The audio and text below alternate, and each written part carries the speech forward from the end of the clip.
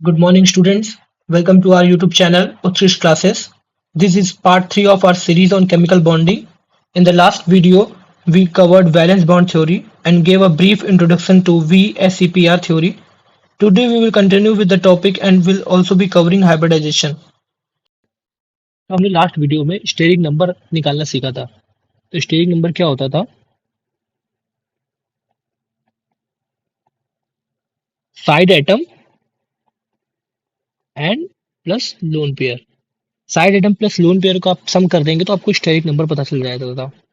अब जब stake number 2 होता था तो हमारा ज्योमेट्री जो होती थी वो लीनियर होती थी, वो एंगल 180 डिग्री का बनता था। और जब स्टेक नंबर 3 होता था तो ट्रायंगुलर प्लेनर बनता था, वो एंगल 120 डिग्री का होता था। जब स्टेक नंबर 4 तो टेट्राहेड्रल, ये बहुत इंपॉर्टेंट ज्योमेट्री थी, और एंगल यहाँ पे 109 डिग्री 25 मिनट्स या 27 मिनट्स। और जब स्टेक नंबर 5 तो ट्राइगोनल बाई पिरामिडल, तो यहाँ पे ऐसे ट्रायंगल प्लेन बनता था, उसके ऊपर और एक नीचे साइड एटम होगा। इससे हमारा पिरामिडल बनता था। एक ऊपर भी पिरामिड, एक नीचे भी पिरामिड, तो इस वजह से ट्राइगोनल बाई पिरामिडल इस ज्योमेट्री का नाम होगा। तो इसमें जो ट्रायंगल में होंगे, जो ट्रायंगल में एटम्स होंगे, उनके बीच में 120 डिग्री का एंगल, और जो ऊपर होगा और नीचे होगा उसमें 90 डिग्री का एंगल। ऐसे ही स्टेक नंबर जब 6 होगा तो हमारा ऑक्टाहेड्रल ज्योमेट्री होगी। ऑक्टाहेड्रल तो एक प्लेन में 4 एटम होंगे, एक प्लेन के ऊपर एक प्लेन के नीचे। ऐसे स्टेक नंबर जब 7 होगा तो उसमें पेंटागन में एक प्लेन होंगे, 5 एटम पेंटागनल प्लेन में होंगे, और एक एटम प्लेन के ऊपर एक एटम प्लेन के नीचे। तो टोटल 7 एटम होंगे, यानी स्टेरिक नंबर जब टोटल 7 होगा। फिर से बता देते हैं स्टेरिक नंबर कैसे निकालते हैं हम लोग। Total side atom plus lone pair. अब और एग्जांपल करते हैं। तो BrF3 हमारा पहला एग्जांपल है। तो BrF3 ब्रोमीन के अगर आउटर मोशन में इलेक्ट्रॉन देखेंगे तो 7 इलेक्ट्रॉन होते हैं, जिसमें से 3 फ्लोरीन के साथ शेयर हो गए तो 4 बचेंगे, और 4 के अगर पेयर में काउंट करेंगे तो 2, यानी 2 lone pair plus 3 side item, यानी टोटल स्टेरिक नंबर आया हमारा 5। और स्टेरिक नंबर 5 का ज्योमेट्री क्या होती है? Trigonal bi pyramidal. तो स्टेरिक नंबर जब 5 बनेगा तो ट्राइगोनल बाई पिरामिडल बनेगा। तो BrF3। अब क्योंकि 120 डिग्री ट्रायंगल प्लेन में बनता है, ऊपर 90 तो हम लोग ज्यादा डिग्री पे लोन पेयर को रखेंगे, और लोन पेयर 2 हैं, तो हम दो लोन पेयर को कुछ इस तरीके से रख देंगे, और एक फ्लोरीन ऐसे, और बचे 2 फ्लोरीन, तो वो प्लेन के ऊपर और प्लेन के नीचे। अब तो इसका ज्योमेट्री क्या हो गई? Triangular bi pyramidal. Angle, angle कोई पूछेगा तो 90 डिग्री जो ऊपर नीचे होंगे, और बाकी लोन पेयर और एंगल के बीच में 120 डिग्री। अब लोन पेयर थोड़ा सा रिपेल करने की वजह से थोड़ा सा एंगल डिफरेंट हो जाता है, ये पॉइंट हमको याद रखना रहेगा। अगर कोई शेप पूछेगा, शेप हमने डिस्कस किया हुआ है कि हम लोग लोन पेयर को हटा के शेप देते हैं, यानी ये अगर हम लोग साइड कर देते हैं तो जो हमको शेप दिखाई देगा वो होगा, यानी कि शेप हमको दिखाई दे रहा है बेंट टी शेप। तो इसका शेप क्या हो जाएगा? T shape. अगर कोई शेप पूछेगा तो इसका क्या हो गया? Bent T shape. और बेंट क्यों हुआ ये हम सब जानते हैं कि लोन पेयर क्या करते हैं? रिपेल करते हैं बॉन्ड पेयर को, जिसकी वजह से थोड़ा सा बेंडिंग हो जाती है। नेक्स्ट एग्जांपल है हमारा ICl2 माइनस। तो इसमें सबसे पहले क्लोरीन आयोडीन के 7 इलेक्ट्रॉन होते हैं, माइनस है तो टोटल हो जाएंगे 8 इलेक्ट्रॉन। तो माइनस हमने पहले भी बहुत बार डिस्कस कर चुके हैं, जैसे ही माइनस लगेगा उसमें 1 इलेक्ट्रॉन बढ़ा देना है, तो 8 इलेक्ट्रॉन। अब 2 इलेक्ट्रॉन शेयर हो जाएंगे क्लोरीन के साथ, तो बचेंगे 6 इलेक्ट्रॉन, और 6 इलेक्ट्रॉन को पेयर में अगर काउंट करेंगे तो 3 पेयर हुए। 3 पेयर प्लस 2 साइड आइटम, तो टोटल स्टेरिक नंबर इसमें भी क्या आया हमारा? 5। अब 5 आया है तो ट्राइगोनल बाई पिरामिडल ज्योमेट्री होने वाली है। और शेप कैसा होगा कि 3 लोन पेयर हैं, और तीनों लोन पेयर कहाँ रहेंगे? हमारे इक्वेटोरियल पोजीशन पे, कुछ इस तरीके से, और बाकी 2 एटम कुछ इस तरीके से हम लोग एक प्लेन के ऊपर एक प्लेन के नीचे लगा देंगे। तो ज्योमेट्री तो हमारे वही TBP ट्राइंगुलर बाई पिरामिडल। पर अगर शेप की बात करेंगे, अगर हम लोग शेप को कंसीडर करें यहाँ पे, तो इसको अगर हाइड कर दे रहे हैं तो हमको खाली एक सीधी लाइन दिखाई देगी, सीधी लाइन वाली को हम लोग शेप क्या बोलते थे, लीनियर शेप। तो शेप क्या हो जाएगा यहाँ पे, लीनियर। ऐसे ही नेक्स्ट एग्जांपल है हमारा SF6। SF6 total outer motion में इलेक्ट्रॉन 6, और 6 फ्लोरीन के साथ चले गए, यानी कि 0 lone pair plus side item 6, यानी स्टेट नंबर हमारा आया कितना, 6। और 6 की ज्योमेट्री क्या होती है, स्क्वायर प्लेनर, स्क्वायर बाइपिरामिडल या ऑक्टाहेड्रल जिसे हम लोग बोलते हैं। तो कुछ इस तरीके से फ्लोरीन एडजस्ट करेंगे अपने आप को। 4 फ्लोरीन एक प्लेन में 90 डिग्री पे, और एक प्लेन के ऊपर एक प्लेन के नीचे। तो ज्योमेट्री क्या हो जाएगी इसकी, ऑक्टाहेड्रल, ऑक्टाहेड्रल ज्योमेट्री। और शेप इसका नहीं होगा, शेप जो होगा वही ज्योमेट्री, यानी ऑक्टाहेड्रल शेप ही होगा। क्योंकि जब शेप हम लोग तब डिफाइन करते हैं जब लोन पेयर होता है। अब यहाँ लोन पेयर है नहीं, तो शेप ज्यादातर हम लोग जो ज्योमेट्री होती है उसी को कंसिडर कर लेते हैं। नहीं, ऑक्टाहेड्रली यहाँ पे इसका शेप हो जाएगा। और एंगल तो हम लोग सब जानते हैं कि एंगल सभी आइटम के बीच में कितना डिग्री का होगा, 90 डिग्री का। तो नेक्स्ट एग्जांपल है हमारा BrF5। तो ब्रोमीन में टोटल 7 इलेक्ट्रॉन, जिसमें से 5 फ्लोरीन के साथ शेयर हो गए, तो 2 इलेक्ट्रॉन बचेंगे। और 2 इलेक्ट्रॉन का पेयर अगर काउंट करेंगे तो एक pair, plus total side item 5, तो स्टेरिक नंबर हमारा हो गया 6। अब 6 स्टेरिक नंबर का ऑक्टाहेड्रल बनेगा ज्योमेट्री। तो बनाएंगे किस तरह से, क्योंकि इसमें सभी 90 डिग्री होता है, लोन पेयर हम लोग कहीं भी रख सकते हैं। तो लोन पेयर हम लोग नीचे वाले प्लेन में रख देते हैं। तो ये कुछ मैंने इस तरह से लोन पेयर रख दिया, तो ये बन गया हमारा BrF5। अब इसकी ज्योमेट्री क्या हो गई, तो ज्योमेट्री जैसे कि ऑक्टाहेड्रल, हम लोग जानते हैं ऑक्टाहेड्रल इसकी ज्योमेट्री होगी।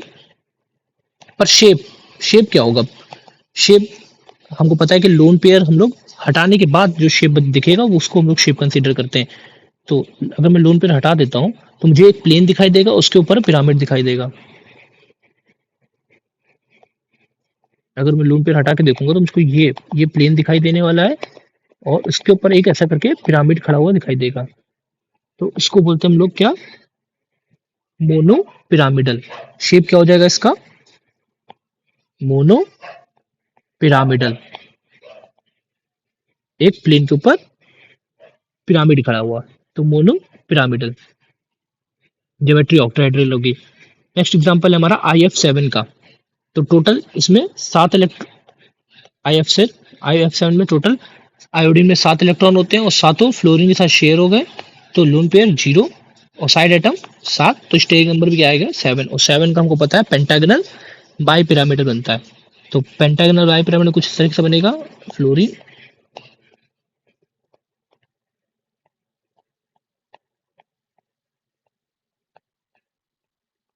ये पेंटागनल बाई पिरामिडल।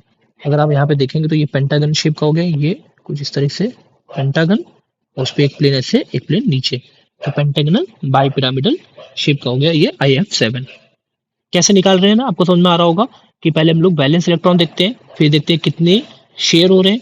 तो फ्लोरीन एक ही इलेक्ट्रॉन लेता है, तो 7 फ्लोरीन 7 इलेक्ट्रॉन ले लिए, तो 0 बचेंगे। अब 0 lone pair plus 7 side item, तो स्टेट नंबर आ गया हमारा 7। और 7 का हमको पता है पेंटागनल बाई पिरामिडल होता है। जितने आप क्वेश्चन करेंगे उतना अच्छे से आपको क्लियर होगा। अब नेक्स्ट है हमारा, ये बहुत इंपॉर्टेंट है कि जब हमारा स्टेट नंबर 7 आता है, पर क्या मैं बोल रहा हूँ कि अगर स्टेट नंबर हमारा 7 आएगा, उसमें से 6 सेम एटम रहते हैं, वो एक लोन पेयर की वजह से आता है। तो स्टेज नंबर 7 कैसे आएगा, या तो सारे साइड एटम हो 7, 0 लोन पेयर हो। पर अगर सारे साइड एटम सेम है 6, वो एक लोन पेयर है, तो उसमें हमारा पेंटागन बाई पिरामिडल नहीं बनता है, एक अलग शेप बनता है जिसको हम लोग बोलते हैं ऑक्टाहेड्रल, या डिस्टॉर्टेड ऑक्टाहेड्रल बोलते हैं। क्या बोलते हैं, ऑक्टाहेड्रल या डिस्टॉर्टेड ऑक्टाहेड्रल। जैसे एग्जांपल ये XgF6 हो गया। तो XgF6 में हम लोग देखेंगे टोटल 8 इलेक्ट्रॉन होते हैं वैलेंस शेल में, जेनॉन में, जिसमें से 6 फ्लोरीन ले गया, यानी 2 इलेक्ट्रॉन बचे। यानी पेयर की बात करेंगे तो यहाँ पेयर कितना बचा, एक लोन पेयर बचा।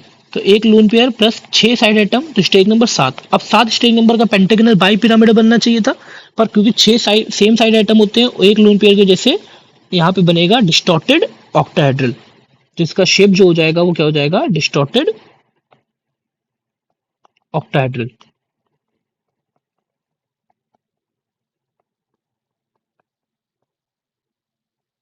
Distorted octahedral. मैं आपको इसकी इमेज दिखा देता हूँ कैसा दिखता है डिस्टॉर्टेड ऑक्टाहेड्रल।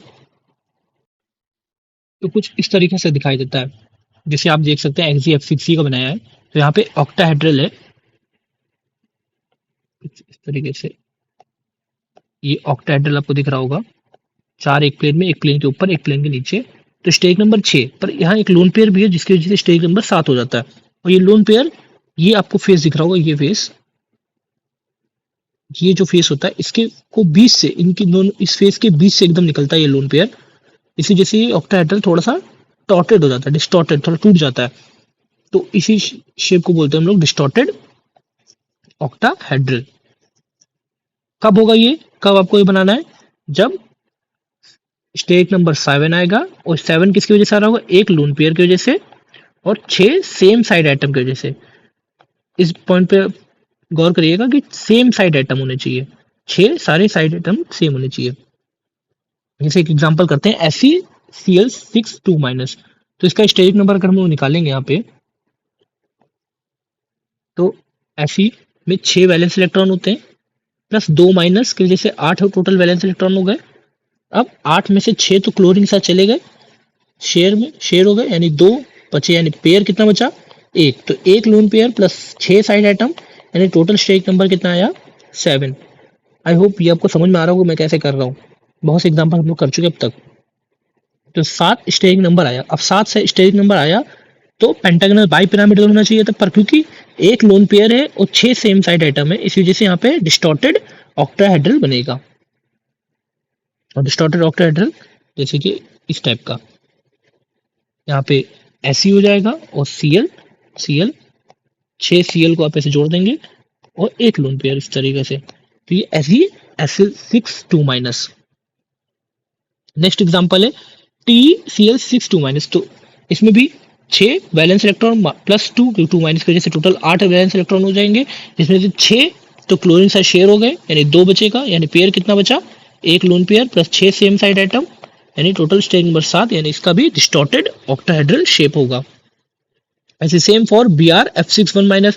ब्रोमीन के टोटल 7 इलेक्ट्रॉन होते हैं, एक माइनस, यानी टोटल 8 हो गए। अब 8 में से 6 फ्लोरीन साथ शेयर हो गए, तो 2 इलेक्ट्रॉन बचे, 2 इलेक्ट्रॉन को पेयर में काउंट करेंगे तो एक lone pair plus 6 same side atom, यानी स्टेज नंबर 7, और सेम साइड एटम है वो एक लोन पेयर, इस वजह से इसका भी शेप क्या हो जाएगा, डिस्टॉर्टेड ऑक्टाहेड्रल। तो हमने अभी तक सारे शेप, सारे टाइप की वैरायटी के क्वेश्चंस कर चुके हैं। अब तक आपको सब कुछ समझ में आ चुका होगा। अगर जिसको समझ में नहीं आया तो दोबारा वीडियो देखें, और सारी वीडियो जरूर देखें। वीडियो 1 से स्टार्ट करें, पार्ट 1, पार्ट 2, पार्ट 3, तभी आपको सारे कॉन्सेप्ट क्लियर होंगे। अब नेक्स्ट टॉपिक पे आने से पहले एक क्वेश्चन कर लेते हैं जो जेई में आया था। तो पहला मैथ द फॉलोइंग क्वेश्चन है कि XgF4 का शेप क्या होगा। तो XgF4 में हमको टोटल पता है 8 इलेक्ट्रॉन होते हैं जेनॉन में, वैलेंस में, जिसमें से 4 फ्लोरीन सा शेयर हो गए, यानी 4 इलेक्ट्रॉन बने, पेयर कितने बचेंगे, 2 plus 4 side atom, total stage number आया इसका 6। अब 6 स्टेज नंबर है, तो शेप ऑक्टाहेड्रल बाई पिरामिडल होना चाहिए। तो 4 फ्लोरीन कुछ इस तरह से, और 2 लोन पेयर हमारे ऊपर नीचे हो जाएंगे, यानी इसका एक स्क्वायर प्लेनर शेप बनेगा। तो पहले का क्या हो जाएगा, सी, XgF4 का सी, या फिर ये कह सकते हैं सी का फर्स्ट होगा। तो सी का फर्स्ट हमारे 2 ऑप्शन में दिख रहा है, बी ऑप्शन में और डी ऑप्शन में, यानी ए ऑप्शन गलत हो चुका है और सी ऑप्शन गलत हो चुका है। ऐसे हमारा नेक्स्ट है SF4। तो सल्फर में टोटल होते हैं 6 इलेक्ट्रॉन, जिसमें से 4 फ्लोरीन से शेयर हो चुके हैं, यानी 2, यानी एक लोन पेयर बचा, प्लस 4 साइड एटम बचे। तो 5 टेनो, यानी TBP इसका ज्योमेट्री होने वाली है, और शेप कुछ इस तरीके से दिखाई देगा इसका। तो इसका सी शॉ शेप होगा, SF4 का सी शॉ शेप, यानी कि सेकंड का डी, या डी का कह सकते हैं सेकंड। तो डी का सेकंड हमारा बी एंड डी ऑप्शन दोनों में, यानी हमको एक और निकालना पड़ेगा तभी हमको ऑप्शन सही मिलेगा। तो थर्ड है हमारा ClF3। तो 7 इलेक्ट्रॉन क्लोरीन में होते हैं, जिसमें से 3 फ्लोरीन का शेयर हो गया, यानी 4 बचे, और 4 का लोन पेयर कितना हो जाएगा, 2, और साइड एटम कितने, 3। तो टोटल स्टेज नंबर आया इसका 5 स्टेज नंबर आया, यानी TBP बनने वाला है। और 2 लोन पेयर है, तो 2 लोन पेयर कुछ इस तरीके से इक्वेटोरियल पोजीशन पे होंगे और 3 फ्लोरीन कुछ इस तरीके से हम लोग रख देंगे। इसका बेंड टी शेप है, तो बेंड टी शेप यानी ए ऑप्शन, यानी कि ए का थर्ड। तो ए का थर्ड किसमें? बी ऑप्शन में, यानी हमारा आंसर क्या हो जाएगा? Option B. तो ऑप्शन हमारा क्या हो जाएगा? बी।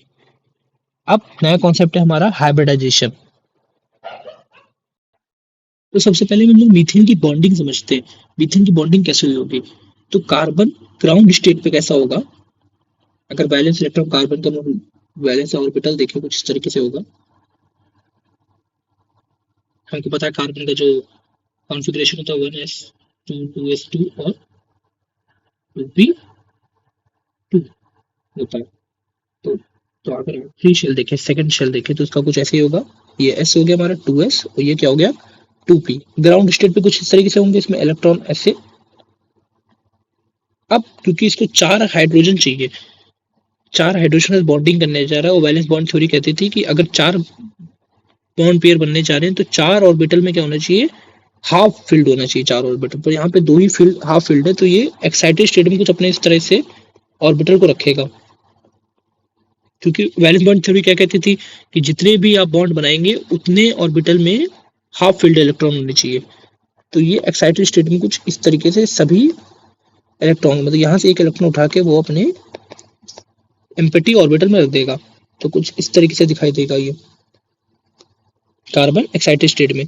ऐसे फिर हाइड्रोजन का आखिरी जो शेल होता है वो एस होता है, तो अपने 4 हाइड्रोजन अपने एस शेल को एस ऑर्बिटल के लेके आएंगे और अपोजिट स्पिन के साथ बॉन्डिंग होती है। तो कुछ इस तरीके से बॉन्डिंग इनकी हो जाएगी। मतलब कार्बन का 2s जो होगा वो इस s के साथ बॉन्डिंग करेगा, यहाँ पे इसका p इसके s के साथ, इसका p s के साथ, और ये p। तो हम लोग देखेंगे कुछ जो बॉन्डिंग होगी वो एस एस के बीच में एक बॉन्ड बना है और sp के बीच में 3 बॉन्ड बने। तो 3 sp बॉन्ड और एक ss। हमको पता है sp बॉन्ड ज्यादा अच्छा बॉन्ड होता है, यहाँ ओवरलैपिंग ज्यादा होती है, तो यहाँ की जो बॉन्ड स्ट्रेंथ होगी वो ज्यादा होगी और बॉन्ड लेंथ sp की कम होगी कंपेरेटिवली ss के। अब ss की बॉन्ड लेंथ ज्यादा होगी, sp की बॉन्ड लेंथ कम होगी, यानी कि एक जो बॉन्ड लेंथ आना चाहिए कार्बन का और हाइड्रोजन का, वो क्या आना चाहिए? डिफरेंट होना चाहिए बाकी 3 से। मतलब पीबीटी के हिसाब से, वैलेंस बॉन्ड थ्योरी के हिसाब से, जो मीथेन का स्ट्रक्चर कुछ बनेगा वो उसमें जो बॉन्ड लेंथ कार्बन हाइड्रोजन की है वो एक डिफरेंट होनी चाहिए कंपेरेटिवली बाकी 3 के। पर एक्सपेरिमेंटली देखा गया कि जितने भी कार्बन हाइड्रोजन बॉन्ड थे मीथेन में, वो सभी की बॉन्ड लेंथ क्या थी? इक्वल थी।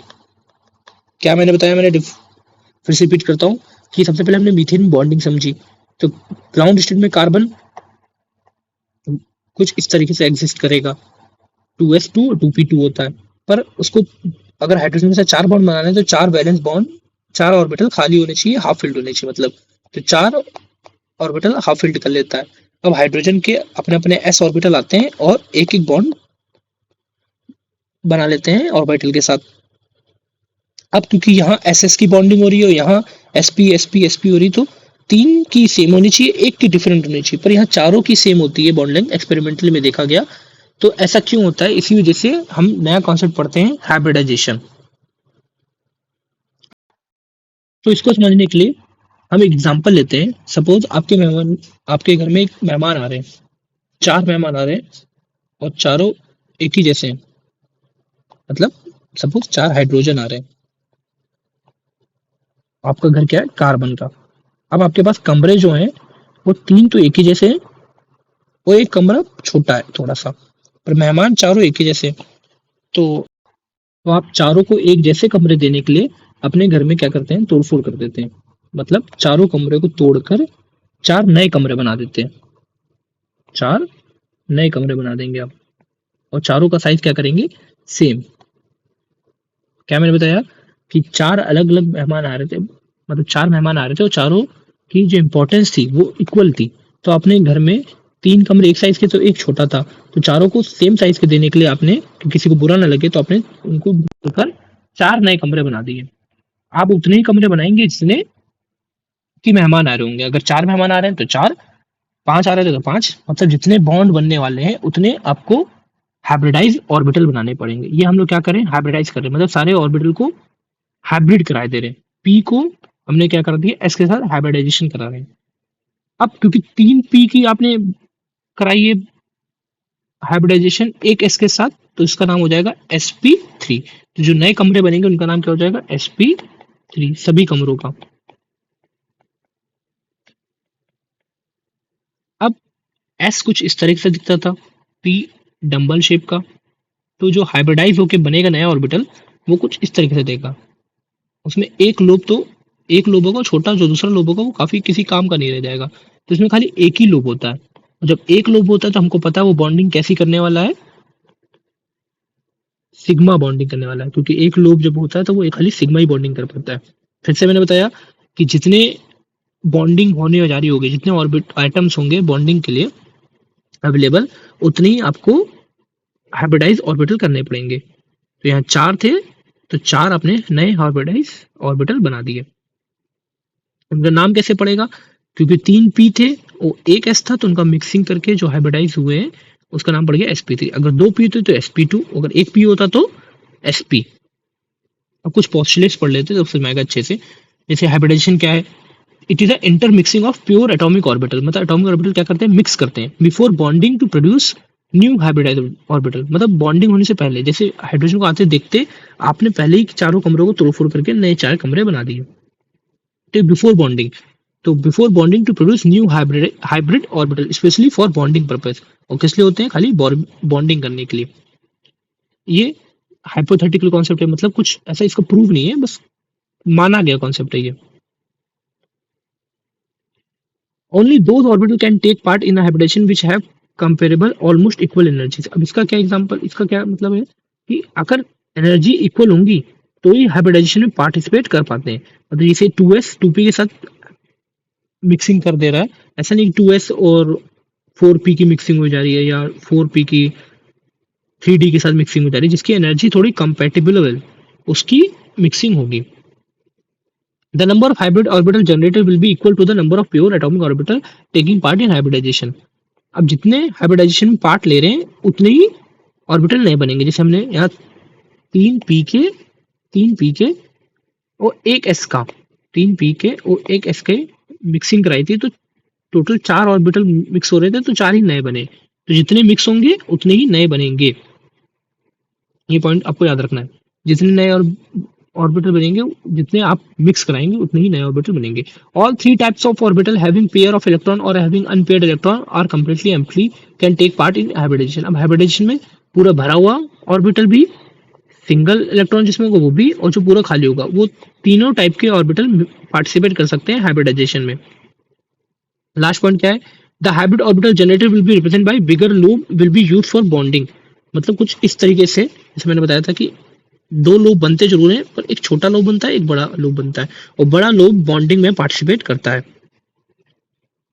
नोट क्या इंपॉर्टेंट क्या है, hybrid orbital can form sigma bond but not pi bond, क्योंकि एक ही लोब बनता है। जैसे मैंने बताया यहाँ पे एक ही लोब बनेगा, दूसरा लोब किसी काम का नहीं रहता, तो एक ही लोब बनेगा। और जब भी एक लोब होगा तो आप कोई सा भी ऑर्बिटल लेके आइए, चाहे एस लेके आइए या पी ऑर्बिटल लेके आइए, तो वो खाली 1:1 की लोबी बॉन्डिंग होगी, 1:1।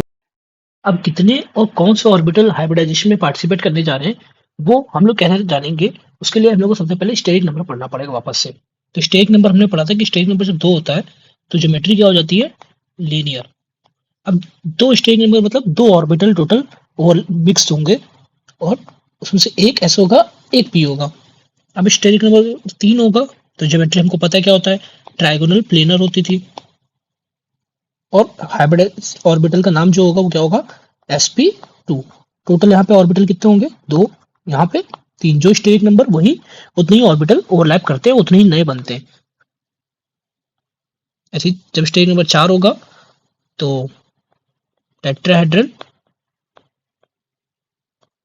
टेट्राहेड्रल ज्योमेट्री होती थी, और नए हाइब्रिडाइज ऑर्बिटल का नाम क्या होगा, sp3। जब ऐसे ही 5 होगा तो उसमें sp3t। ऐसे 6 जब होगा तो sp3d2। 7 होगा तो sp3 D3। तो ये आपको याद रखना पड़ेगा कि जब स्टेट नंबर 2 तो हाइब्रिडाइज ऑर्बिटल 2 निकलेंगे और उनका नाम क्या होगा sp। ऐसे 3 होगा तो sp2, 4 होगा तो sp3, 5 होगा तो sp3d, 6 होगा तो sp3d2 और 7 होगा तो sp3d3। अब इस तरीके से हम लोग निकालेंगे कि कैसे हाइब्रिडाइजेशन निकाल सकते हैं। जैसे हमारा पहला एग्जांपल है बेरिलियम क्लोराइड। बेरिलियम क्लोराइड, अगर बेरिलियम में आउटरमोस्ट इलेक्ट्रॉन देखेंगे तो 2 होते हैं और दोनों ही क्लोरीन के साथ शेयर हो गए तो 0 लोन पेयर कितना बचेगा 0। और साइड आइटम कितने हैं 2। तो स्टेरिक नंबर क्या आ जाएगा lone pair plus side item, यानी कि 2 स्टेरिक नंबर आया। तो 2 स्टेरिक नंबर होगा तो हाइब्रिडाइजेशन हमको पता है क्या होगा sp, इसका हाइब्रिडाइजेशन होने वाला है। और 2 स्टेरिक नंबर यानी कि 2 ही नए ऑर्बिटल बनेंगे sp और sp, 2 नए ऑर्बिटल बनेंगे जिन्होंने क्लोरीन के p के साथ ओवरलैपिंग की होगी। कि क्लोरीन का आखिरी शेल जो होता है, आखिरी ऑर्बिटल जो खाली होता है जिसमें एक इलेक्ट्रॉन होता है, वो क्या होता है p। तो ये दोनों क्लोरीन के एटम इनके साथ ओवरलैपिंग हुई होगी। बेरिलियम के sp हाइब्रिडाइज ऑर्बिटल ने क्लोरीन के p ऑर्बिटल के साथ ओवरलैपिंग की होगी। कैसे निकाला, बेरिलियम का हमने लोन पेयर काउंट किया 0, स्टेरिक नंबर निकाला 2 आया और स्टेरिक नंबर 2, तो उसका हाइब्रिडाइजेशन कितना होता है sp, यानी कि 2 ही नए ऑर्बिटल बनने वाले हैं। ऐसे ही कार्बन डाइऑक्साइड, अब कार्बन डाइऑक्साइड का देखेंगे तो टोटल कार्बन में 4 इलेक्ट्रॉन होते हैं तो चारों चले गए ऑक्सीजन का शेयर, क्योंकि एक ऑक्सीजन 2 इलेक्ट्रॉन को शेयरिंग करता है। तो 2 ऑक्सीजन ने 4 को शेयरिंग कर लिया, यानी लोन पेयर यहाँ पे कितना है 0। Lone pair 0, side atom 2, total steric number कितना आएगा 2। अब स्टेरिक नंबर 2, तो इसमें भी जो हाइब्रिडाइजेशन होगा, हाइब्रिडाइजेशन कितना हो जाएगा इसका sp।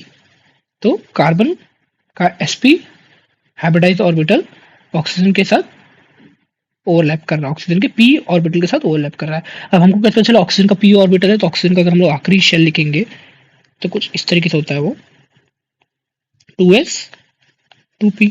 अब टोटल इलेक्ट्रॉन अगर ऑक्सीजन में देखें तो आखिरी शेल में 6 होते हैं, 1 2 3 4 5 6। तो ये ऑक्सीजन के 2 ऑर्बिटल खाली है। तो ऐसे ही एक ऑक्सीजन का sp जिसमें सिग्मा बॉन्ड बना होगा, तो देखिए अगर कार्बन का हम लोग मॉलिक्यूल देखेंगे कुछ इस तरह से कार्बन डाइऑक्साइड का दिखाई देगा, तो इसने एक 2 सिग्मा बनाया 2 पाई बनाया, तो जो सिग्मा बन रहा होगा उसमें sp हाइब्रिडाइज ऑर्बिटल की ओवरलैपिंग हो रही होगी। और एक बार अच्छे से डिटेल में समझ लेते हैं कार्बन डाइऑक्साइड का। देखें तो कार्बन डाइऑक्साइड का स्ट्रक्चर देखेंगे तो कुछ इस तरीके से होता है लुईस डॉट स्ट्रक्चर। तो इसमें हमको पता चल रहा है कि 2 सिग्मा बने, 2 सिग्मा बने, देखिए ये एक सिग्मा और एक सिग्मा, ये पाई भी 2 है, एक पाई एक पाई। तो हर एक ऑक्सीजन एक सिग्मा बना रहा है और एक पाई बना रहा है। अब वो बना कैसे रहा होगा, तो कार्बन का अगर हम लोग एक्साइटेड स्टेट में देखेंगे, कार्बन एक्साइटेड स्टेट में कुछ इस तरह से ऑर्बिटल रखता है अपने, इसमें हर एक में एक इलेक्ट्रॉन होता है। अब इसका जब हमने हाइब्रिडाइजेशन निकाला तो आ रहा था sp हाइब्रिडाइजेशन है, क्योंकि स्टेरिक नंबर 2, तो हाइब्रिडाइजेशन कितना आ रहा था sp मतलब 2 ऑर्बिटल ओवरलैप, 2 ऑर्बिटल की मिक्सिंग होगी। तो 2 ऑर्बिटल मिक्स होंगी, सपोज ये ऑर्बिटल और ये ऑर्बिटल मिक्स करके इन्होंने मिक्स किया और एक 2 नए ऑर्बिटल को बना दिए, इनका नाम क्या होगा sp। तो ये दोनों नए ऑर्बिटल बने और इनका नाम क्या हो गया sp। अभी भी 2 ऑर्बिटल खाली हैं, जो कौन से खाली है p। तो ये 2 ऑर्बिटल जो होंगे, ये 2 ऑर्बिटल ये ऑक्सीजन के p से ओवरलैप करेंगे। अब ऑक्सीजन का भी हम लोग बनाए तो ऑक्सीजन को कुछ इस तरह से होगा s p, आखिरी शेल में उसके 6 इलेक्ट्रॉन होते, 1 2 3 4 5 6। तो ये 2 ऑक्सीजन के ऑर्बिटल p वाले हाफ फील्ड है।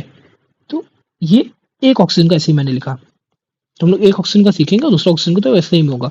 तो इसका जैसे ये p है, तो जो सिग्मा फॉर्म कर रहा होगा वो इस sp के साथ में फॉर्म करेगा, और जो पाई फॉर्म कर रहा होगा वो साइड और ओवरलैपिंग करके पाई बना रहा होगा। मतलब ये पाई बना रहा है और ये क्या बना रहा है सिग्मा।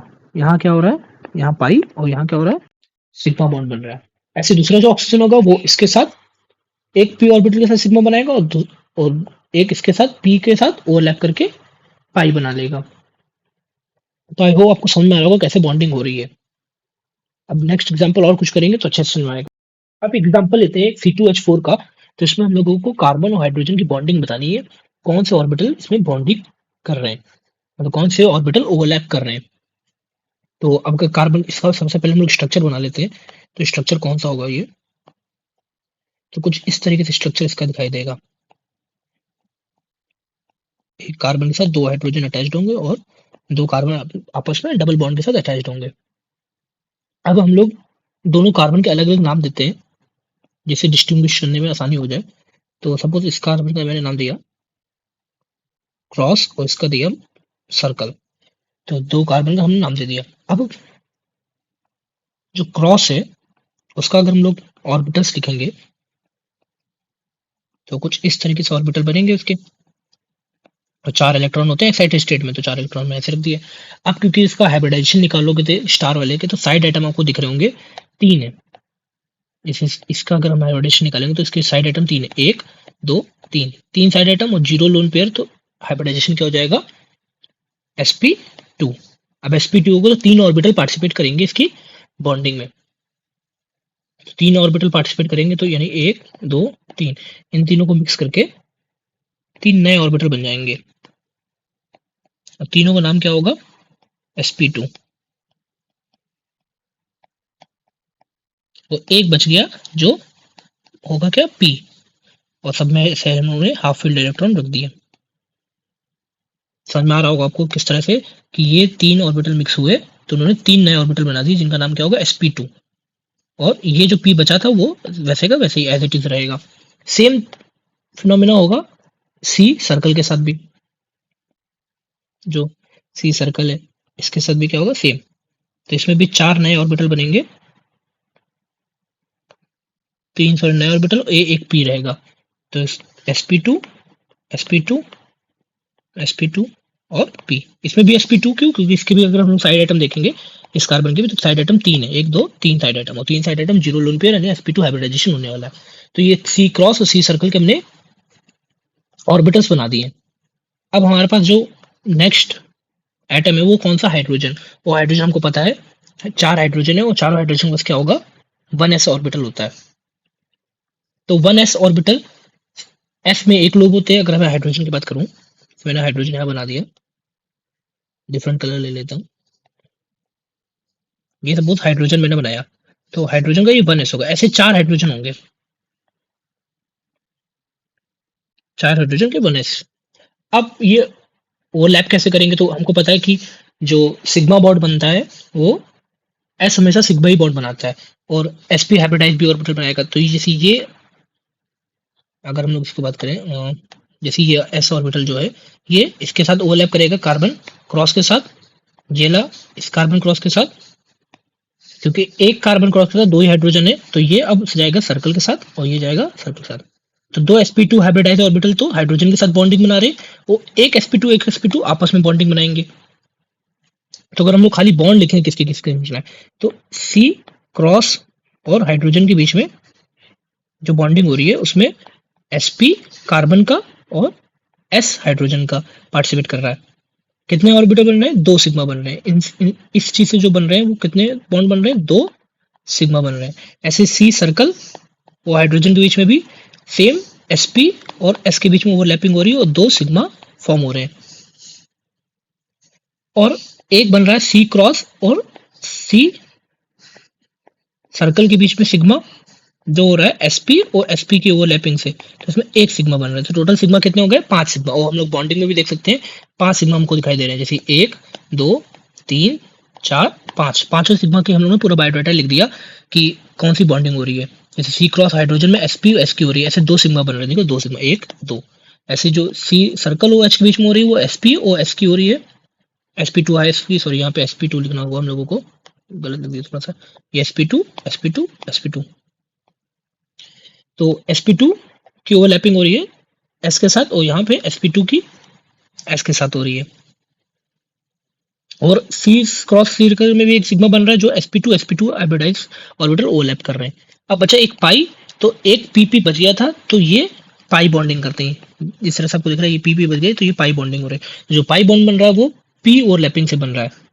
तो सी सर्कल और सी क्रॉस के p ऑर्बिटल ओवरलैप कर रहे हैं तो क्या बन रहा है एक पाई बन रहा है। तो हमने ये पूरा बायोडाटा लिख दिया इस बॉन्डिंग का, कैसे इसमें बॉन्डिंग हो रही है। आई होप आपको समझ में आ रहा होगा। सबसे पहले हमने स्ट्रक्चर बनाया, क्या किया हम लोगों ने, सबसे पहले स्ट्रक्चर बनाया, फिर हमने दोनों कार्बन के अलग अलग नाम दे दिए सी क्रॉस सी सर्कल, उनके हमने ऑर्बिटल्स लिख लिए। वैलेंस शेल के ऑर्बिटल्स कैसे होंगे, तो sp2 तीन ऑर्बिटल बने। तीन ऑर्बिटल हमको कैसे पता चला, तो स्टेरिक नंबर हमने निकाला। स्टेरिक नंबर निकाला तो उसके तीन ऑर्बिटल निकले। तीन ऑर्बिटल निकले और एक पी बचा रह जाएगा एज इट इज। इसमें भी सेम होगा क्योंकि इसकी भी तीन साइड एटम है तो एक पी बचा रह जाएगा। अब दो sp2 तो दो हाइड्रोजन के साथ बॉन्डिंग करके सिग्मा बॉन्ड फॉर्म कर रहे हैं। इसके भी दो हाइड्रोजन के साथ सिग्मा बॉन्ड कर रहे हैं और एक sp2 आपस में ओवरलैप करके सिग्मा बना रहे हैं। और एक जो पी बचा ये आपस में ओवरलैप करके पाई बना रहे हैं। तो हमने C2H4 की बॉन्डिंग सीख ली। ऐसे एक और एग्जांपल लेते हैं C2H2 का। तो C2H2 सबसे पहले स्ट्रक्चर बना लेते हैं, कुछ इस तरीके से दिखाई देगा ये।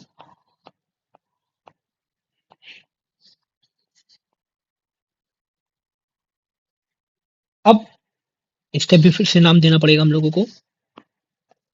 तो सपोज मैंने इसका क्रॉस नाम दिया और इस वाले का सर्कल। तो सबसे पहले हम लोग सी क्रॉस के जितने भी ऑर्बिटल्स वो लिख लेते हैं। तो कुछ इस तरीके से होते हैं एक्साइटेड स्टेट में, एक दो तीन चार। और इसको जब हम लोग ओवरलैप करेंगे, सॉरी हाइब्रिडाइज होंगे, तो कुछ हाइब्रिडाइजेशन अगर निकालोगे तो दो साइड आइटम और जीरो लोन पे दो साइड आइटम के यानी कि sp हाइब्रिडाइजेशन हो रहा है। यानी दो नए ऑर्बिटल बनेंगे जिनका नाम होगा sp हाइब्रिडाइज ऑर्बिटल। और बचे जो क्या होंगे वो दो p होंगे। तो अगर इनका नाम दे दें तो ये p, ये p। अब ये px भी हो सकता है, py भी होगा, pz होगा, डिपेंड होगा कि यहाँ पे कौन सा p ओवरलैप करने हाइब्रिडाइज होने में गया है। ऐसे ही अगर हम लोग सी सर्कल का बनाएंगे तो इसको मैं मिटा दे रहा हूँ। ऐसे सी सर्कल के अगर हम लोग बनाएंगे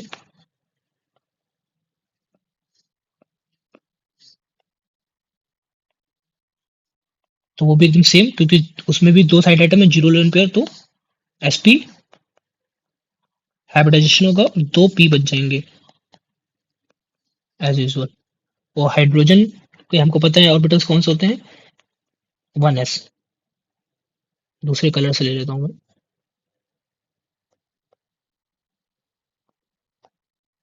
तो हाइड्रोजन का क्या हो जाएगा, 1s। ऐसे दो हाइड्रोजन होंगे। अब टोटल ओवरलैपिंग जो होगी, तो हमको पता है कि सिग्मा अगर बॉन्ड गिने हम लोग खाली सिग्मा बॉन्ड यहाँ पे गिने तो एक सिग्मा, दो और तीन, टोटल तीन सिग्मा है और दो पाई है। तीन सिग्मा दो पाई है। तो सिग्मा कैसे बना होगा, तो हमको दिख रहा है कार्बन और हाइड्रोजन के बीच में जो बॉन्ड बना होगा, जो कार्बन और हाइड्रोजन, जैसे सी क्रॉस हाइड्रोजन ये बॉन्ड दिख रहा है। तो ये जो sp हाइब्रिडाइज ऑर्बिटल होगा वो इसके हाइड्रोजन के s से ओवरलैप कर रहा होगा। तो जो पहला हम लोगों का सिग्मा बना होगा वो बना होगा सी क्रॉस और हाइड्रोजन बीच में कौन सी ओवरलैपिंग से, sp और s ओवरलैपिंग हुआ होगा। ऐसे ही जब सी दूसरा सिग्मा जो बना होगा वो सी सर्कल और हाइड्रोजन के ओवरलैपिंग से बना होगा। इसमें भी क्या होगा, sp और s की ओवरलैपिंग हुई होगी। ऐसे ही जो तीसरा सिग्मा है वो कार्बन कार्बन के बीच में बना है। वो कार्बन कार्बन के बीच में जो बना होगा वो सी क्रॉस और सी सर्कल के बीच में जो बना होगा वो sp और sp हाइब्रिडाइज ऑर्बिटल ओवरलैप किए गए होंगे। अब बचा जो पाई, तो पाई बॉन्ड दो दिख रहे हैं मुझे, वो बने होंगे एक पी। अगर मैं इसको पी वाई नाम दे देता तो सपोज पी वाई और पी वाई जो ओवरलैप किए गए होंगे तो पाई बना होगा। दूसरा पाई अगर दूसरे का जेड दे देता हूँ तो पी जेड ओवरलैप करे होंगे तो पाई बना होगा। यानी पी पाई बॉन्डिंग हुई है यहाँ पे। तो अगर हम लोग ऑर्बिटल देखें तो ये जैसे ये पी बॉन्ड, ये पाई पाई और ये सिग्मा, और एक सिग्मा इसके हाइड्रोजन के साथ और दूसरा हाइड्रोजन के साथ सिग्मा। तो ऐसे बॉन्ड बने, दो पाई पाई दो और तीन सिग्मा बॉन्ड बने। तो ऐसे आप बॉन्डिंग बता सकते हैं कौन से ऑर्बिटल की कैसी बॉन्डिंग हो रही है। आई होप आपको समझ में आ गया होगा। अगर नहीं समझ में आ रहा तो आप रिपीट करिए इस वीडियो को, बार बार रिपीट करेंगे तो अच्छे से समझ में आ जाएगा। और बहुत आसान टॉपिक है, इतना कोई कठिन टॉपिक है नहीं। अब हम लोग कुछ और एग्जांपल देख लेते हैं। अब हर मॉलिक्यूल की हम लोग ऐसे बॉन्डिंग नहीं निकालेंगे, उसमें भी बहुत ज्यादा टाइम लग जाएगा। तो हम लोग सीधा हाइब्रिडाइजेशन निकालेंगे। तो कुछ एग्जांपल लेते हैं, आपको कुछ एग्जांपल लेते हैं। तो सबसे पहला एग्जांपल BF3 का। तो BF3 का हाइब्रिडाइजेशन को बताना है तो स्टेरिक नंबर निकालना पड़ेगा। तो बोरोन के आउटर मोस्ट शेल में इलेक्ट्रॉन तीन होते हैं और तीनों फ्लोरीन के साथ चले गए, यानी लोन पेयर कितना होगा यहाँ पे, जीरो। और साइड आइटम कितने हैं, साइड आइटम तीन। तो स्टेरिक नंबर कितना आ जाएगा, lone pair plus side item तीन। और तीन स्टेरिक नंबर का हाइब्रिडाइजेशन जो होता है वो क्या होगा, sp2। यानी बोरोन का हाइब्रिडाइजेशन यहाँ पे क्या हुआ, sp2 हाइब्रिडाइजेशन हुआ। ऐसे ही SO3 का सल्फर के आउटर मोस्ट शेल में ऑक्सीजन, आउटर मोस्ट शेल में 6 इलेक्ट्रॉन होते हैं, ऑक्सीजन फैमिली का होता है ये। तो 6 इलेक्ट्रॉन और 6 ऑक्सीजन शेयर हो गए, तो एक ऑक्सीजन 2 के साथ बॉन्डिंग करता है। तो लोन पेयर कितने होंगे यहाँ पे? 0। Side atom 3। तो हाइब्रिडाइजेशन कितना होगा इसका? अगर हाइब्रिडाइजेशन देखें तो इसका भी sp2, 3 स्टेरिक नंबर का हाइब्रिडाइजेशन क्या होता है? sp2। और हम लोग मॉलिक्यूल तो बनाना सीख ही चुके हैं। अब SO2 नेक्स्ट एग्जांपल। तो SO2 में 6 आउटर मोस्ट शेल में इलेक्ट्रॉन और 4 चले गए बॉन्डिंग में, तो बचेंगे 2, यानी एक लोन पेयर है। लोन पेयर कितना? 1। साइड एटम 2, तो स्टेरिक नंबर टोटल आ जाएगा कितना? 3। 3 स्टेरिक नंबर आएगा। तो हाइब्रिडाइजेशन क्या हो जाएगा इसका? sp2। अब sp2 हाइब्रिडाइज के 3 ऑर्बिटल बनेंगे, 3 स्टेरिक नंबर यानी sp2, तो sp2 यानी 3 हाइब्रिडाइज न्यू ऑर्बिटल बनेंगे। और 3 में से जो 3 ऑर्बिटल होंगे उसमें एक में लोन पेयर रहेगा, क्योंकि इसमें लोन पेयर भी हमको दिख रहा है कि लोन पेयर, तो एक ऑर्बिटल में तो लोन पेयर रहेगा और एक ऑर्बिटल ऑक्सीजन के साथ सिग्मा बॉन्ड बनाएगा और दूसरा ऑर्बिटल भी ऑक्सीजन के साथ सिग्मा बॉन्ड बनाएगा। कि हमको पता है कि जो sp है, मतलब हाइब्रिडाइज ऑर्बिटल होते हैं, वो पाई बॉन्ड नहीं बनाते हैं, या तो सिग्मा बनाएगा या तो उसमें लोन पेयर रखेगा। अब यहाँ पे क्योंकि एक लोन पेयर है, हमको यहाँ पे दिख रहा है एक लोन पेयर है, जैसे ये लोन पेयर है, वो तो हाइब्रिडाइज ऑर्बिटल में रहेगा। अभी एक ये 2 बचे, तो ये एक ऑक्सीजन के साथ बॉन्डिंग बनाएगा सिग्मा, एक ऑक्सीजन के साथ सिग्मा बॉन्डिंग बनाएगा, और पाई तो पी पाई यहाँ बॉन्डिंग हुई होगी। ऐसे नेक्स्ट एग्जांपल अगर देखें तो AlCl3। तो एल्यूमिनियम का आउटर मोस्ट शेल में इलेक्ट्रॉन देखोगे तो 3 होते हैं। बोरॉन फैमिली का है, बैगन आलू गाजर वाली फैमिली, बैगन आलू गाजर इंथैला। तो एल्यूमिनियम के 3 आउटर मोस्ट शेल में इलेक्ट्रॉन है और तीनों क्लोरीन से शेयर हो चुके हैं। तो लोन पेयर यहाँ पे कितना होगा? 0। लोन पेयर कितना? 0 क्लोरीन। ऐसा साइड आइटम कितने हैं यहाँ पे? 3। तो स्टेरिक नंबर कितना आ जाएगा इसका? 3। और 3 स्टेरिक नंबर का sp2 हाइब्रिडाइजेशन होगा। sp2 हाइब्रिडाइजेशन होगा तो 3 ऑर्बिटल नहीं बनेंगे और तीनों क्लोरीन के साथ बॉन्डिंग बना लेंगे। जैसे इसका अगर हम मॉलिक्यूल देखें तो कुछ इस तरह से दिखाई देगा। 3 सिग्मा दिख रहे हैं और तीनों सिग्मा में जो बॉन्डिंग होगी वो sp2 हाइब्रिडाइज ऑर्बिटल बॉन्डिंग किया होगा क्लोरीन के p के साथ, सिग्मा बॉन्ड हुआ होगा। ऐसे ही H3BO3। अब H3BO3 कुछ इस तरह से दिखता है।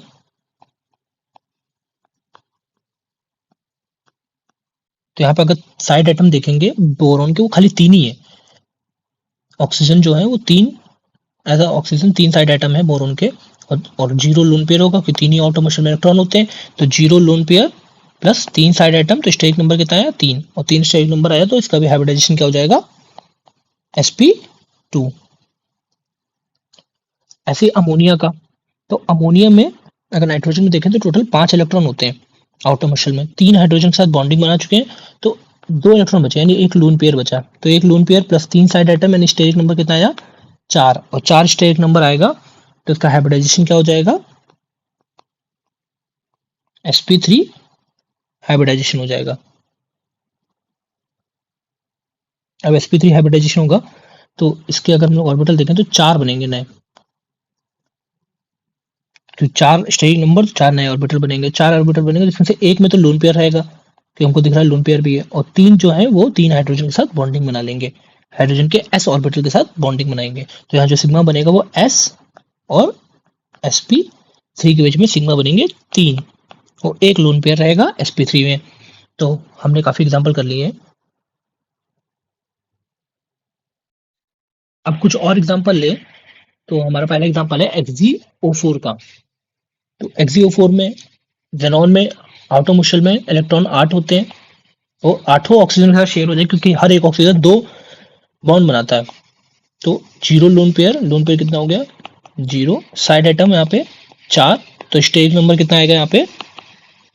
4 स्टेरिक नंबर। 4 स्टेरिक नंबर हमको पता है हाइब्रिडाइजेशन क्या होगा? sp3। और 4 है तो 4 नए sp3 बनेंगे। कितने टोटल होंगे sp3? 4। 4 स्टेरिक नंबर है तो 4 sp3 4 ऑक्सीजन के साथ सिग्मा बॉन्ड फॉर्म कर लेंगे, और जो 4 पाई बनेंगे वो जेनॉन का p और ऑक्सीजन का p पाई बॉन्ड बनेगा। ऐसे ही SO4 2 माइनस सल्फेट का बनाए, तो सल्फेट का पहले स्ट्रक्चर देखेंगे तो कुछ इस तरीके से होगा। क्योंकि इसमें 2 माइनस है और जब ऑक्सीजन साइड में होता है तो ऑक्सीजन इलेक्ट्रॉन को एक्स्ट्रा ले लेता है, जो माइनस है वो ऑक्सीजन पे लगेगा। तो 4 अगर हम लोग देखें तो कुछ इस तरीके से होगा, 2 ऑक्सीजन पे हमने माइनस लगा दिया और 2 ऑक्सीजन पे डबल बॉन्ड। तो कुछ इस तरीके से स्ट्रक्चर है। तो हमको दिख रहे हैं कितने सिग्मा, यहाँ पे 4 सिग्मा मुझे दिख रहे हैं, 1 2 ये 3 सिग्मा, ये चौथा सिग्मा, 4 सिग्मा 2 पाई बने। तो अगर हम लोग सल्फर पे स्टेरिक नंबर निकालेंगे तो 6 एटॉमिक नंबर होता है इसका, 6 ऑटोमोशन में इलेक्ट्रॉन होते हैं और 6 यहाँ पे ऑक्सीजन से शेयर हो चुके हैं। आपको दिख रहा होगा यहाँ पे 6 देखिए, 1 2 3 4 5 और 6 यूज हो चुके हैं बॉन्डिंग में। तो 0 लोन पेयर और साइड एटम 4, तो स्टेरिक नंबर क्या आएगा 4, यानी कि हाइब्रिडाइजेशन क्या हो गया हमारा sp3। sp3 हाइब्रिडाइजेशन हुआ है जिसमें से 4 सिग्मा बने होंगे, 4 स्टेरिक नंबर, तो 4 sp3 बनेंगे और चारों सिग्मा बनाएंगे, क्योंकि हमको पता है कि sp हाइब्रिडाइज ऑर्बिटल खाली सिग्मा ही फॉर्म कर पाते हैं। ऐसे ही OH माइनस का, अब ऑक्सीजन के ऊपर माइनस लगाया, यानी कि 6 इलेक्ट्रॉन ऑक्सीजन पहले से होते हैं, आउटर शेल में 6 इलेक्ट्रॉन होते हैं और माइनस लगते 1 इलेक्ट्रॉन जाता है, तो 7 इलेक्ट्रॉन टोटल हो जाएंगे। अब 7 में से एक हाइड्रोजन बॉन्डिंग में जा चुका है, तो बचेंगे कितने टोटल इलेक्ट्रॉन 6। तो 6 इलेक्ट्रॉन का लोन पेयर में काउंट करेंगे तो 3 लोन पेयर प्लस एक साइड एटम, यानी टोटल स्टेरिक नंबर कितना हो जाएगा 4 स्टेरिक नंबर। तो हाइब्रिडाइजेशन क्या आएगा sp3। अब sp3 के ऑर्बिटल ऐसे 4 होंगे, 4 sp3, जिसमें से 3 में तो खाली लोन पेयर होगा, 3 में क्या होगा लोन पेयर होगा और एक sp3 हाइब्रिडाइज ऑर्बिटल हाइड्रोजन के साथ 1s के साथ ओवरलैपिंग करके बॉन्ड बनाएगा। तो 3 में लोन पेयर और एक बॉन्डिंग में शामिल हुआ है। नेक्स्ट एग्जांपल है हमारा Xgf4 का। तो जेनॉन में हमने पढ़ा है 8 इलेक्ट्रॉन होते हैं, 4 फ्लोरीन साथ शेयर हो गए तो 4 इलेक्ट्रॉन बचे, और उसको लोन पेयर में अगर हम लोग रखेंगे तो 2 लोन पेयर काउंट होंगे, 4 साइड एटम, तो स्टेरिक नंबर टोटल कितना हो जाएगा 6।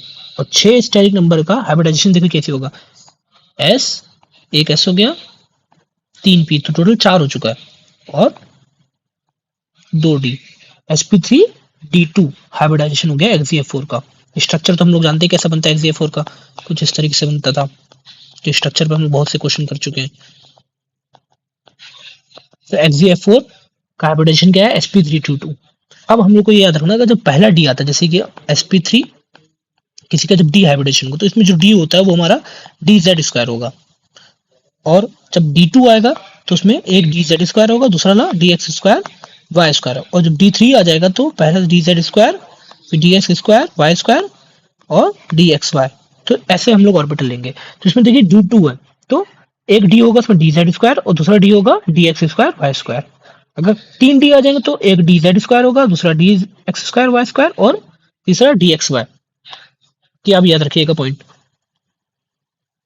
तो हाइब्रिडेशन इसका क्या हो गया sp3d2। ऐसे नेक्स्ट एग्जांपल है हमारा ICl4 माइनस। तो आयोडीन में 7 इलेक्ट्रॉन होते हैं पर माइनस की वजह से 8 हो गए, 4 क्लोरीन से शेयर हो चुके हैं तो 4 इलेक्ट्रॉन बचे। तो इसको अगर हम लोग पेयर में काउंट करेंगे तो 2 lone pair plus 4 side atom, यानी स्टेरिक नंबर इसका भी कितना आएगा 6। 6 स्टेरिक नंबर का हाइब्रिडेशन क्या होगा sp3d2। और हम लोग ज्योमेट्री तो बनाने आती है इसकी, कैसे बनाते हैं, तो I 4 क्लोरीन है और 2 लोन पेयर है, तो Cl Cl Cl Cl और ऐसे करके 2 लोन पेयर हमने बना दिए। ऐसे नेक्स्ट एग्जांपल है हमारा IF7। तो आयोडीन में 7 इलेक्ट्रॉन और सातों फ्लोरीन साथ शेयर हो चुके, तो यानी कि 0 लोन पेयर और 7 साइड एटम, यानी कि स्टेरिक नंबर कितना आ जाएगा 7, और 7 स्टेरिक नंबर का हाइब्रिडेशन क्या हो जाएगा sp3d3। अब d3 में कौन कौन से डी होंगे हमने पहले बता दिया, z² वाला, x² y² और xy, ये 3 डी इसमें होंगे। तो sp3d3 हाइब्रिडाइजेशन आ चुका है इसका। ऐसे ही Xgf6 का। अब Xgf6 का मैं अगर आपसे शेप पूछूं तो आप बता पाओगे, तो इसका हम लोगों ने शेप पढ़ा था, क्या होता है डिस्टॉर्टेड ऑक्टाहेड्रल। जब एक लोन पेयर होता था और 6 सेम साइड आइटम होते थे तो इसका हम लोग शेप देते थे डिस्टॉर्टेड ऑक्टाहेड्रल। तो भी अब तो हम लोग हाइब्रिडाइजेशन सीख रहे हैं। तो हाइब्रिडाइजेशन में 8 इलेक्ट्रॉन टोटल होते हैं, 6 फ्लोरीन से शेयर हो चुके हैं, तो 2 इलेक्ट्रॉन बचे, और 2 इलेक्ट्रॉन को अगर लोन पेयर में काउंट करें तो एक lone pair plus 6 side item, यानी कि हाइब्रिडाइजेशन क्या हो गया इसका तो स्टेरिक नंबर क्या हो जाएगा 7, तो हाइब्रिडाइजेशन क्या हो जाएगा इसका sp3d3, इसका भी sp3d3 हाइब्रिडाइजेशन हो जाएगा। तो आई होप हाइब्रिडाइजेशन निकालना आ गया होगा, हम लोग काफी एग्जांपल कर चुके हैं। नेक्स्ट टॉपिक है आइसो स्ट्रक्चरल स्पीसीज। अब ये क्या होती है, ऐसी स्पीसीज जिनका शेप क्या होता है सेम होता है और मॉलिक्यूलर फॉर्मूला डिफरेंट होता है, उसको बोल देते हैं हम लोग आइसो स्ट्रक्चरल स्पीसीज। अब एग्जांपल जैसे कि हम लोग देखें, पहले हम लोग समझ लेते क्या है ये। इसका मतलब क्या होगा, shape same shape of a molecule, उनको बोल देंगे आइसो स्ट्रक्चरल स्पीसीज। एग्जांपल जैसे अगर मैंने ले लिया CH4 और CCl4 और CH4, अगर दोनों का शेप मैं निकालूंगा तो 0 lone pair plus 4 side item यानी स्टेट नंबर 4, 4 स्टेट नंबर का जो शेप आता है वो हमको पता है क्या आता है, टेट्राहेड्रल। ऐसे यहाँ पे भी कार्बन में 0 लोन पेयर 4 साइड आइटम, तो शेप क्या आने वाला है, टेट्राहेड्रल। तो ये दोनों आपस में क्या है, आइसो स्ट्रक्चरल स्पीसीज। ऐसे एक एग्जांपल और ले सकते हैं हम लोग, जैसे कि अमोनिया,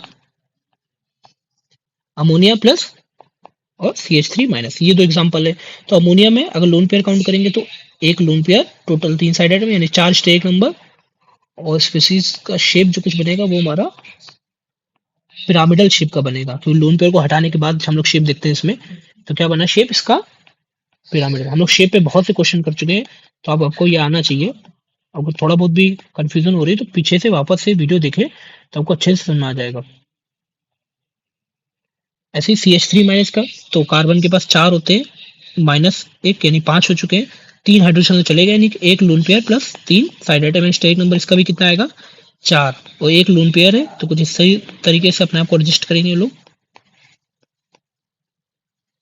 इसका भी bent sorry pyramidal geometry shape आया।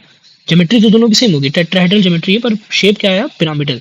और पिरामिडल शेप दोनों का सेम आया, इसका मतलब ये अमोनिया और CH3 माइनस क्या आइसो स्ट्रक्चरल स्पीसीज है, जैसे CH4 CCl4 थी। एक एग्जांपल हम और ले सकते हैं, जैसे कि XeF6 का, XeF6 और हमने लिया था PeCl6 2 माइनस। तो अगर इनका हम लोग शेप देखेंगे,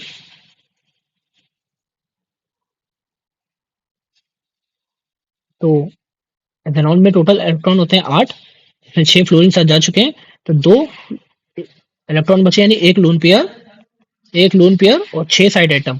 टोटल स्टेरिक नंबर कितना आ जाएगा, 7 स्टेरिक नंबर। और 7 स्टेरिक नंबर का अगर लोन पेयर एक होता और 6 सेम साइड आइटम होते, तो हमको पता है क्या आता है शेप इसका, डिस्टॉर्टेड डिस्टॉर्टेड ऑक्टाहेड्रल। क्या आ गया शेप इसका, डिस्टॉर्टेड ऑक्टाहेड्रल। ऐसे ही PeCl6 2 माइनस, तो टेरिडियम के 6 ऑटोमोशन में इलेक्ट्रॉन होते हैं, ऑक्सीजन फैमिली को बिलोंग करता है, 2 माइनस यानी 8 इलेक्ट्रॉन टोटल आ चुके हैं, इसमें 6 तो क्लोरीन साथ शेयर हो चुके होंगे, तो बचे कितने होंगे, एक लोन पेयर, एक lone pair plus 6 side item, और सेम साइड आइटम है, यानी कि इसका भी शेप जो आएगा वो क्या आएगा, डिस्टॉर्टेड ऑक्टाहेड्रल।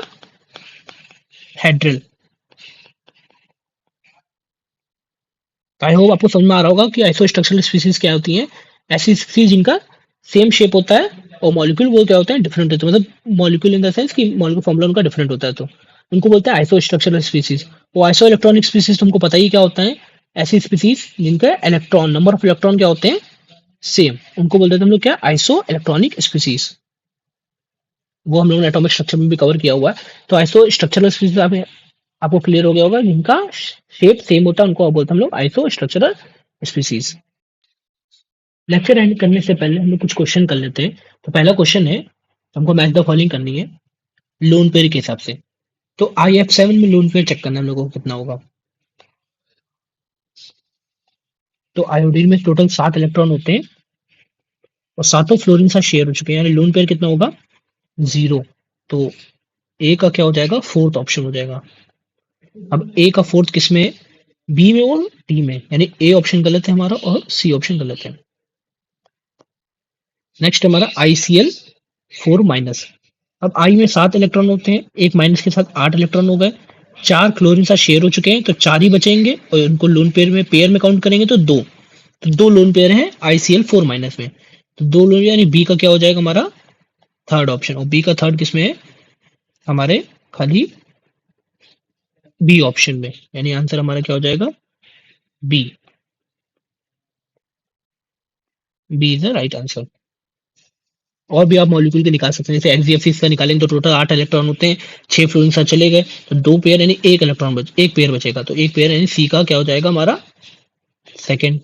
तो सी का सेकंड भी इसमें देख सकते हैं। और एक्सजीएफ में 8 इलेक्ट्रॉन 2 फ्लोरीन साथ जा चुके हैं, यानी 6 बचे, 6 का लोन पेयर में काउंट करोगे तो 3 लोन पेयर यानी डी का क्या हो गया, फर्स्ट हो गया। तो हमारा बी ऑप्शन सही हो गया। ऐसे नेक्स्ट क्वेश्चन है, अब हम लोग इसका शेप बताना है। तो एक्सजीएफ का शेप बताएंगे तो 8 इलेक्ट्रॉन टोटल होते हैं, 4 जा चुके साइड एटम में, तो 4 यानी 2 lone pair, 2 lone pair plus 4 side atom यानी स्टेरिक नंबर 6। उस 6 स्टेरिक नंबर का हमको पता है क्या आता है, ऑक्टाहेड्रल बनता है ज्योमेट्री। और 2 लोन पेयर है, तो कुछ इस तरीके से हम लोगों को एक लोन पेयर ऊपर एक लोन पेयर नीचे यानी प्लेनर मॉलिक्यूल दिखाई देगा। तो एक्सजीएफ का क्या हो जाएगा, प्लेनर यानी स्क्वायर प्लेनर, यानी ए का क्या हो गया हमारा सेकंड ऑप्शन। ए का क्या हो जाएगा, सेकंड ऑप्शन हो जाएगा। ऐसे एस एफ फोर का टोटल इलेक्ट्रॉन ऑटोमोशल में 6, 4 चलेगा फ्लोरीन साथ, एक lone pair plus 4 side atom यानी स्टेरिक नंबर क्या आ गया 5। और 5 का क्या होता है, टीबीपी बनता है। और एक लोन पेयर है उसमें, तो एक लोन पेयर हमारा इक्विटोरियल पोजीशन पे, और 2 फ्लोरीन कुछ इस तरह से हम रख देंगे, और कुछ 2 फ्लोरीन इस तरीके से। तो अगर हम लोग साइड लोन पेयर को हटा के देखेंगे, लोन पेयर को मैं छुपा लूं, तो मुझको ये सी शॉ शेप का दिखाई देगा। तो एस4 किस शेप का हो जाएगा, सी शॉ, यानी 1 ऑप्शन हो गया हमारा, क्या हो जाएगा 1। ऐसे NH4 प्लस की बात करेंगे तो NH4 plus total 4 side atom, ammonia में 5 इलेक्ट्रॉन होते हैं, प्लस मतलब 1 इलेक्ट्रॉन जा चुका है, यानी 4, और 4 इलेक्ट्रॉन हाइड्रोजन के साथ शेयर हो चुके हैं, तो टेट्राहेड्रल इसका ज्योमेट्री वही शेप बनेगा। तो NH4 प्लस का टेट्राहेड्रल यानी फोर्थ ऑप्शन। ऐसे BrF3 ब्रोमीन में 7 इलेक्ट्रॉन टोटल होते हैं, 7 इलेक्ट्रॉन होते हैं ब्रोमीन में, जिसमें से 3 फ्लोरीन सजा चुके हैं, यानी 4 बचेंगे, 4 का 2 lone pair, 2 lone pair plus 3 side item यानी टीबीपी इसका बनने वाला है। तो 2 लोन पेयर है, तो 2 लोन पेयर को इस तरीके से हम लोग रख देंगे, और बाकी 3F को इस तरीके से। तो यहाँ पे हमको दिखेगा, अगर हम लोग लोन पेयर को हाइड कर लेते हैं तो कुछ बेंट टी शेप दिखाई देगा, ये टी शेप आपको दिख रहा होगा, तो बेंट टी शेप, यानी इसका क्या हो जाएगा थर्ड ऑप्शन। थर्ड ऑप्शन इसका हो गया। तो अगर हम लोग देखें तो second, first, fourth, third, second, first, fourth, third, तो ये हमारा आ रहा है डी ऑप्शन। ऐसे नेक्स्ट क्वेश्चन है, according to VSEPR theory, valence shell electron pair repulsion theory, molecule have T shape is, T shape किसका होगा, तो अमोनिया का हमको पता है 5 इलेक्ट्रॉन होते हैं अमोनिया में, जिसमें से 3 तो बॉन्डिंग में चले गए और एक लोन पेयर बचा, तो ये तो टेट्राहेड्रल होता है। और शेप की बात करेंगे तो यहाँ पे पिरामिडल शेप होता है, तो ये तो नहीं होगा। ऐसे H2O का भी अगर हम लोग बनाएंगे तो 2 लोन पेयर कुछ इस तरीके से लगते थे हम लोग, और ऐसे, तो इसका बोलते हैं डिस्टॉर्टेड टेट्राहेड्रल, कुछ वाटर मॉलिक्यूल डिस्टॉर्टेड टेट्राहेड्रल बन जाता है। ऐसे BF3 का, अगर BF3 का बात करेंगे तो बोरॉन के 3 इलेक्ट्रॉन होते हैं, तीनों फ्लोरीन साथ चले गए, तो यहाँ पे प्लेनर बनता है, ट्रायंगुलर प्लेनर। तो बचा हमारा क्या, ClF3 जो होगा हमारा आंसर। अगर ClF3 का बना के भी देखेंगे तो भी हमारा बेंटी शेप ही आएगा। टोटल 7 इलेक्ट्रॉन होते हैं, 3 फ्लोरीन साथ चले गए, यानी 4 इलेक्ट्रॉन बचे, 4 इलेक्ट्रॉन को लोन पेयर में काउंट करेंगे 2 लोन पेयर हम लोग रखेंगे कहाँ पे, इक्विटोरियल पोजीशन पे। एक एफ ऐसे रख दिया मैंने, एक एफ ऐसे, तो ऐसे बेंट टी शेप आपको दिख रहा होगा। तो ClF3 हमारा इसका आंसर हो जाएगा। ऐसे नेक्स्ट क्वेश्चन है, which of the following has a regular geometry, regular geometry उसमें बोलते हैं जिसमें लोन पेयर नहीं आता, तो लोन पेयर की वजह से थोड़ा सा बेंट हो जाता है, या रिपल्शन की वजह से थोड़ा सा एंगल कम हो जाता है, तो वो रेगुलर ज्योमेट्री शो नहीं करता है, वो थोड़ी सी डिफरेंट शो करता है। तो जिसमें भी लोन पेयर होगा वो रेगुलर ज्योमेट्री शो नहीं करेगा। तो जैसे PCl3 में अगर देखेंगे तो 5 इलेक्ट्रॉन होते हैं, 3 क्लोरीन साथ शेयर हो गए, यानी 2 इलेक्ट्रॉन बचे, यानी एक लोन पेयर बचा, तो ये भी ऑप्शन नहीं होगा हमारा। SF4 की बात करेंगे तो 6 होते हैं इलेक्ट्रॉन, 4 फ्लोरीन साथ चले गए, तो 2 इलेक्ट्रॉन बचे, 2 इलेक्ट्रॉन का एक पेयर काउंट हो जाएगा, और ये भी हमारी ज्योमेट्री रेगुलर शो नहीं करेगा। XZF6 में 8 इलेक्ट्रॉन होते हैं, टोटल इलेक्ट्रॉन कितने होते हैं XZF6 में 8। अब 8 इलेक्ट्रॉन होते हैं, जिसमें 6 तो फ्लोरीन से चले गए, यानी 2 इलेक्ट्रॉन पेयर बचे, 2 इलेक्ट्रॉन बचे जिसमें एक पेयर हो जाएगा, तो ये भी ऑप्शन नहीं होगा। तो हमारा आंसर क्या हो जाएगा CH Cl3। CH में 0 लोन पेयर होगा, तो यही हमारा आंसर रेगुलर ज्योमेट्री शो करेगा। अब नेक्स्ट क्वेश्चन है हमारा, ClF3 has T shape structure. ClF3 का टी शेप स्ट्रक्चर होता है, अभी हम लोग निकाला था ऊपर, फिर भी बना लेते हैं एक बार। तो इसके 2 लोन पेयर थे और ऐसे 3 फ्लोरीन हमने अटैच कर दिए, तो बेंड टी शेप होता है, ये तो सही है, असर्शन सही है। It has 2 lone pair arranged at 180 degree angle, नहीं ये गलत हो जाएगा क्योंकि 180 डिग्री पे नहीं है, कितने डिग्री पे है, मोर देन 120 डिग्री होता है कुछ, अरेंज 120 डिग्री पे होते हैं पर रिपल्शन की वजह से थोड़ा सा 120 डिग्री से ज्यादा हो जाते हैं, पर 180 डिग्री तो नहीं होते हैं। 180 डिग्री पे हमको ये 2 फ्लोरीन दिख रहे होंगे आपको, ये फ्लोरीन और ये फ्लोरीन 180 डिग्री पे, पर ये जो लोन पेयर है ये 180 डिग्री पे नहीं है, यानी रीजन हमारा क्या हो गया, गलत। तो ClF3 has T shape structure, true, but it has 2 lone pair arranged at 180 degree, false. तो हमारा assertion is right and reason is false, तो हमारा सी ऑप्शन इसका आंसर हो जाएगा 9th का। So that's all for today's lecture. In today's class, we covered VSCPR theory and hybridization, and also we have solved some important JPYQ's question. I hope the concepts are now much clearer to you. But remember, understanding the concept is only the first step. Practice is what makes you exam ready. So make sure you revise this lecture frequently. If you found this lecture helpful, do like the video because your likes motivate me to bring more such helpful lectures for you. And if you haven't subscribed to the channel, make sure you subscribe to the Trish classes and turn on the notification bell so that you don't miss out upcoming lectures. Keep learning, keep practicing and keep improving. मिलते हैं next lecture में एक और important concept के साथ. Till then, take care, keep studying and keep smiling. Thank you for watching.